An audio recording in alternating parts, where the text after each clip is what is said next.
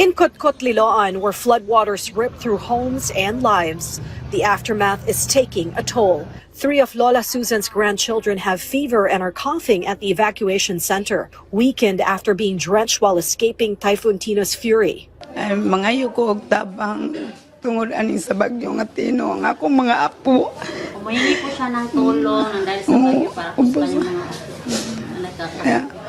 The wife of Giovanni, who has a disability, broke down in tears. Their child, struggling with a mental health condition, is distraught, still shaken by what they had just survived. The family watched their home get swallowed by raging floods, losing everything in minutes. Natrap po ba kayo sa bahay? Natrap ba daw? Kat mi sa kahoy.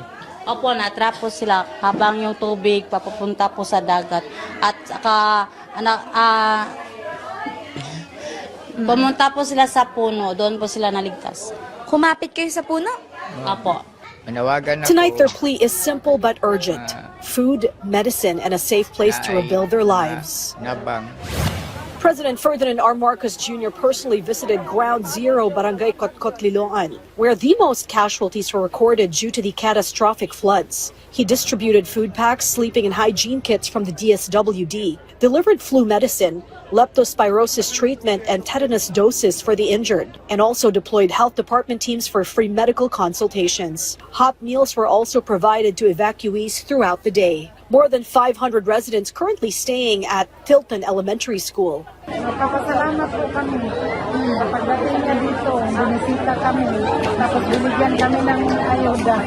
Apo, pagkain at saka paggamot. Ano pong gamot yung kailangan ng anak niyo? Or apo? Ako po po. Apo. Each family received an initial 5,000 pesos in financial help, with the president assuring more. Una lang yan. Pero may susunod na 5 pa na assistance para sa ano. Para meron lang kayo magamit, nagdala kami tigpa 5,000 lang. Kailangan lang dokumento lang yung sa social worker ng kailangan ng form.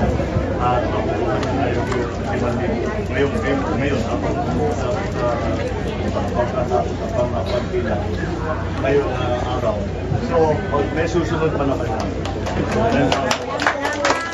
This is Sharms Espina from the National TV Network for a new and better Philippines.